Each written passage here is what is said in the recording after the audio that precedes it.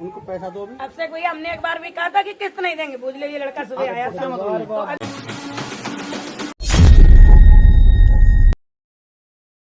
Hello दोस्तों, कैसे हैं आप सब। दोस्तों आज के वीडियो हम बात करने वाले हैं कि मेरे एक सब्सक्राइबर को एक वीडियो भेजा जाता है जिसमें जो है पुलिस वाले जो है एक आदमी लोन डिफ़ॉल्ट किया था तो उसके घर गए थे, तो उसी का वीडियो भेजता है और बोलता है कि आप पे सेक्शन 420 लगेगा।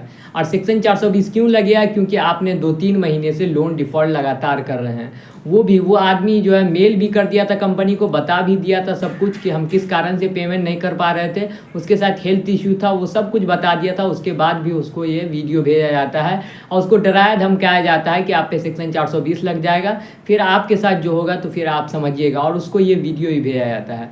और एक लोन डिफ़ॉल्टर है जिनके घर ये पुलिस गए थे तो उनका ये वीडियो है, तो उसके बारे में हम समझाएंगे कि अगर कोई आदमी लोन डिफ़ॉल्ट करता है और उसके घर अगर पुलिस चला जाए या नहीं, तो उसको किसी भी तरीका मैसेज किया जाता है, मेल बना के भेजा जाता है जिसमें बोला जाता है कि आप पे सेक्शन 420 लग जाएगा, या भारतीय न्याय संहिता के हिसाब से आप पे सेक्शन 316 लगेगा। इस तरह का अगर कुछ भी मैसेज भेजा जाता है या मेल भेजा जाता है या आपके घर पुलिस आता है तो आप क्या कर सकते हैं, इसी के बारे में इस वीडियो में बात करेंगे। तो पूरा वीडियो आप एंड तक देखिएगा, थोड़ा सा भी स्किप नहीं करिएगा, और मेरा चैनल सब्सक्राइब कर लीजिएगा और नोटिफिकेशन ऑन कर लीजिएगा कि आपको इसी तरह का एजुकेशनल कंटेंट आगे चल के भी मिलता रहे। तो चलिए मैं वो वीडियो दिखाता हूँ जिसमें एक आदमी लोन डिफ़ॉल्ट किया था तो उसके घर पुलिस पहुँच गया।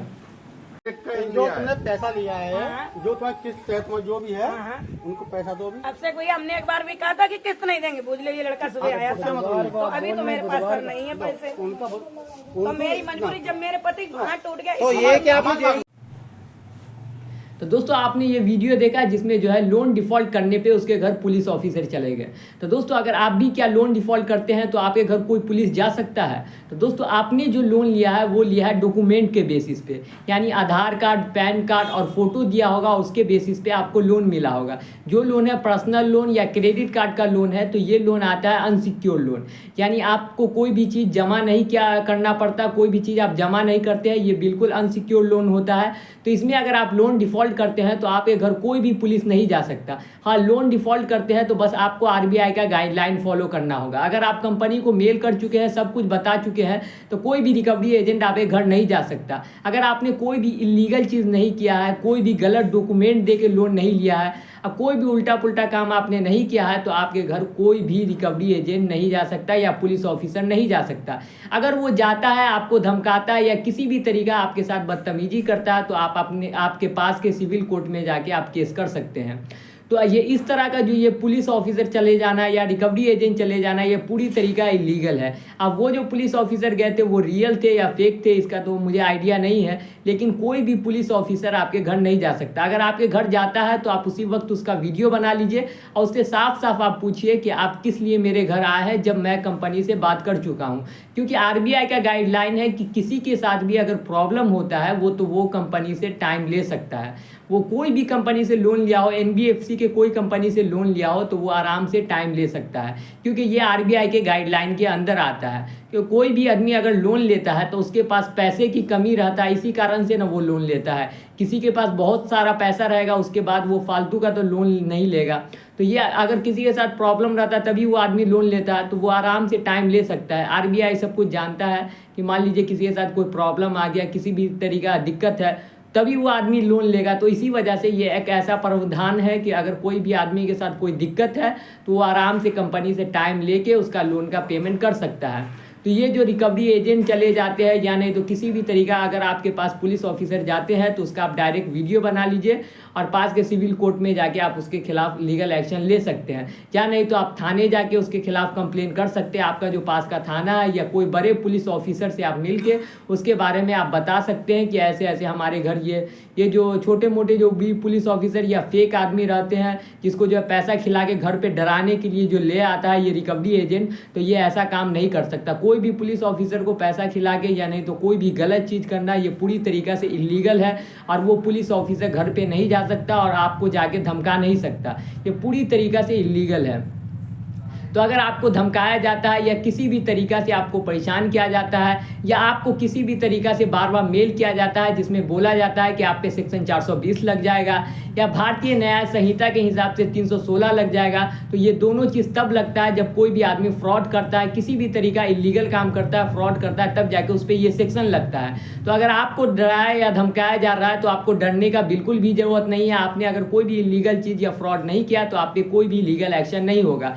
अगर किसी कोई भी अगर मान लीजिए एक्शन हो भी सकता है तो वो सेक्शन 25 का ECS बाउंस का, अगर किसी जो ऑटो डेबिट होता है अगर किसी का ऑन रहता है, अगर वो 8 से 9 महीना तक जब अकाउंट NPA में जाने के बाद भी अगर वो पेमेंट नहीं करता है तब उस पे जो है ECS बाउंस का केस लग सकता है। सेक्शन 25 ECS बाउंस का केस लग सकता है, लेकिन वो सेक्शन 420 और भारतीय न्याय संहिता के हिसाब से 316 ये दोनों एक ही चीज़ है। जो भी आदमी फ्रॉड करता है तब जाके ये सेक्शन लगता है। तो ये सब सेक्शन आप पे नहीं लगेगा, आप पे लगेगा अभी तो सेक्शन 25 लगेगा। जो ECS बाउंस का केस है वो लग सकता है, या नहीं तो अगर आपने चेक दिया है तो चेक बाउंस का केस लग सकता है जो सेक्शन 138 है। लेकिन अगर आपको इस तरह से फर्जी तरीके से डराया या धमकाया जाता है तो आपको उससे डरने या बिल्कुल भी जरूरत नहीं है। अगर मान लीजिए आप पे सेक्शन 25 लगता भी है, ECS बाउंस का केस लगता भी है, तो आप कोर्ट जाके आराम से आपको बेल मिल जाएगा। आपका 1000 से 2000 खर्चा होता है, उसमें वो बेल मिल जाता है। लेकिन अगर आपने कोई भी फ्रॉड नहीं किया, सब कुछ लीगली किया है, तो आप पे कोई भी सेक्शन नहीं लगेगा। और किसी पे अगर सेक्शन 25 भी लगता है वो भी बहुत रेयर कंडीशन में, बहुत कम ऐसा चांस आता है कि किसी पे सेक्शन 25 लग जाए। वो भी अकाउंट NPA में जाने के बाद 3 महीने बाद अकाउंट NPA में जाता है। उसके बाद भी अगर कोई आदमी कुछ भी नहीं बताता है, कंपनी से मान लीजिए कुछ भी बात नहीं करता है, तो जाके कभी कभी कंपनी ऐसा केस कर देता है सेक्शन 25। कोई भी कंपनी किसी पे लीगल एक्शन क्यों लेगा? क्योंकि अगर मान लीजिए वो किसी पे लीगल एक्शन ले लिया, वो आदमी जेल चला गया, तो उसके बाद तो उसको पैसा ऐसे भी नहीं मिलेगा। तो इसी वजह से कोई भी आदमी किसी पे लीगल एक्शन नहीं लेता है, क्योंकि अगर उस पर लीगल एक्शन ले लिया तो वो फिर काम नहीं करेगा। जो काम कर रहा है वो काम धंधा छूट जाएगा उसका, और उस पर तो केस हो जाएगा, तो वो तो पूरे दिन केस लड़ता रहेगा, हमेशा कोर्ट का चक्कर आना जाना, तो उसको तो वैसे भी पैसा नहीं मिलेगा, तो वो बैंक का पैसा नहीं दे पाएगा। या जो NBFC ऐप से वो लोन लिया हुआ तो उसका तो वो पैसा वैसे भी नहीं दे पाएगा। तो इसी वजह से कोई भी कंपनी जो है किसी पे लीगल एक्शन नहीं लेता है। बाद में जाके अगर मान लीजिए वो बहुत ज़्यादा परेशान हो जाता है उस आदमी से, तो उससे सेटलमेंट ही कर लेता है। वही 40 से 50% पे सेटलमेंट कर लेता है और लास्ट में आगे 30% पे वो सेटलमेंट करता है।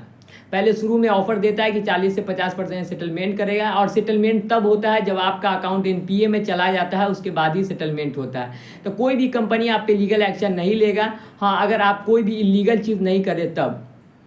हाँ, अगर इस तरह का कोई भी पुलिस ऑफिसर आपके घर जाता है या आपको परेशान करता है तो आप उसके खिलाफ लीगल एक्शन ले सकते हैं। अगर वो गलत तरीके से आता है या आपको डराया या धमकाया जाता है, या कोई भी रिकवरी एजेंट बिना आइडेंटिटी प्रूफ के, उसके पास ID कार्ड नहीं रहा, DRA लाइसेंस नहीं रहा, विजिटिंग लेटर नहीं रहा, ऑथराइजेशन लेटर नहीं रहा, और घर पे जाके गाली गलौज करता है, तो उस पर सेक्शन 294 लग सकता है, अगर आपको डराया या धमकाया जाता है तो दोस्तों आपको ये सब बातें आपको समझ में आ गई तो मेरा चैनल सब्सक्राइब कर लीजिए और नोटिफिकेशन ऑन कर लीजिए कि आपको इसी तरह का एजुकेशनल कंटेंट मिलता रहे। तो बाय दोस्तों।